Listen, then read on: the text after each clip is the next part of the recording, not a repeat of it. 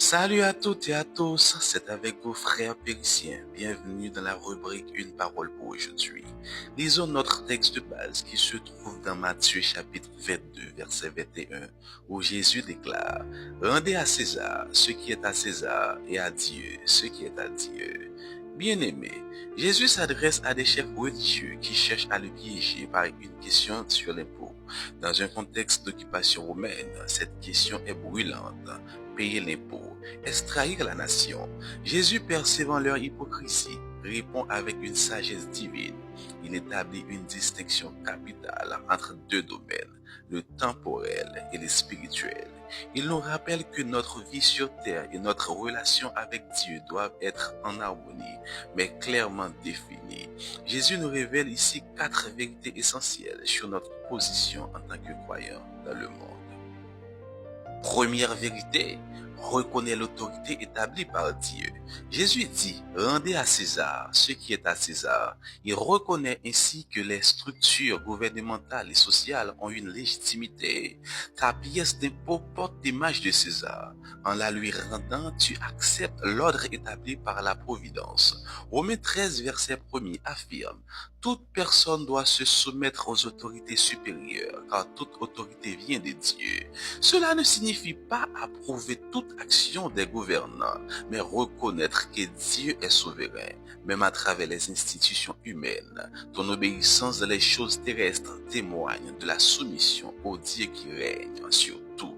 Deuxième vérité, donne à Dieu la place suprême dans ton cœur. Mais Jésus ajoute immédiatement: et à Dieu ce qui est à Dieu. Qu'est-ce qui porte l'image de Dieu? 3. Genèse 1er verset 27 dit: Dieu créa l'homme à son image. Ton être tout entier, ton âme, ton amour, ton adoration appartient à Dieu. Aucune autorité terrestre ne peut exiger ce qui revient à Dieu seul. Ton allégeance ultime, ta consécration totale et ta foi inviolable lui sont dues. Ne laisse aucun système, aucune idéologie, aucune personne usurper la place que seul Dieu doit occuper dans ton cœur. Rendre à Dieu ce qui lui revient, c'est lui offrir chaque partie de ta vie.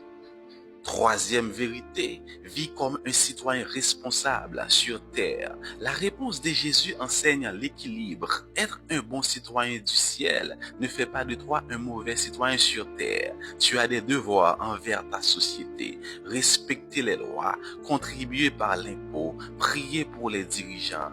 1 Timothée 2, versets 1 et 2 nous y exhorte. Cette intégrité dans ta vie civile rend témoignage de la sagesse de Dieu.